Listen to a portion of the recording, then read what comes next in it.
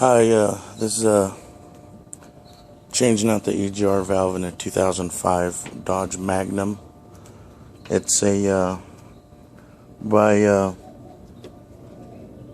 Delmer Chrysler Corporation, OE specs. The 3.5 is a high output, very common engines for GM Camaros, the Magnums.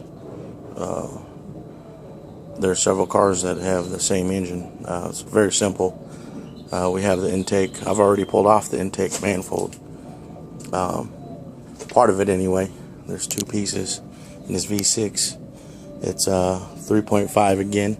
The EGR valve was a common part we need to change, but it's the electrical is actually in the back. Let me get a light on there real quick and show you where it's at. Okay, it's right where this light is actually, that's the electrical input, female, and output right there. But once you pull off the intake part of it, again, let me pull it, and then it's one piece. There's what 10 bolts, throttle body, sensors, all there. This is what it looks like when it's ripped apart. The easiest way to get to it is going to be pulling that intake off. You can't get underneath there and do it. Some people can, some can't. If you got a lift, that's a transmission refill line. By specs, you're supposed to send the vehicle in and pressurize that transmission. It has to be actually pressurized, but there's ways around it. There is actually a drain and refill plug on the side of it. No dipstick involved. This engine is actually a really powerful engine, and this one's all-wheel drive. But if you look at it, the EGR valve is actually right here.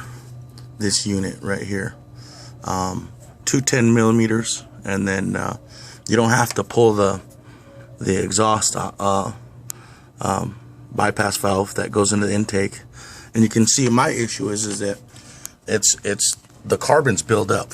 If you can see the end of the nozzle there, right here on the end, put a light on it, you can actually see all that.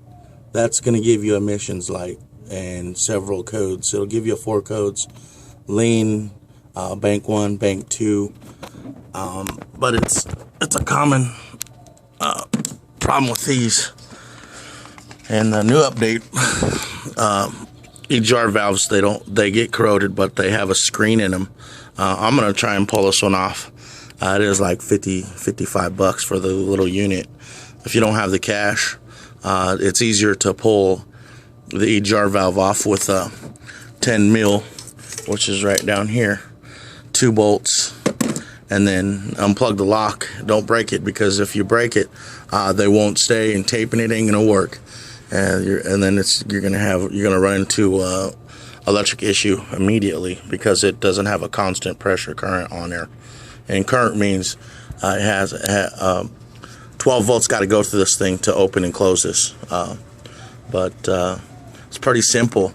Assembling the same way you pulled it off. It's not really that hard. And do the bolts and try not to bend your transmission dipstick. But besides it, it's best to pull off the negative and positive so you don't have any type of other codes come up, because they will pop up immediately. Very simple. There'll be more videos posting. I'm going to start posting a whole bunch as a tech. So, again, very easy.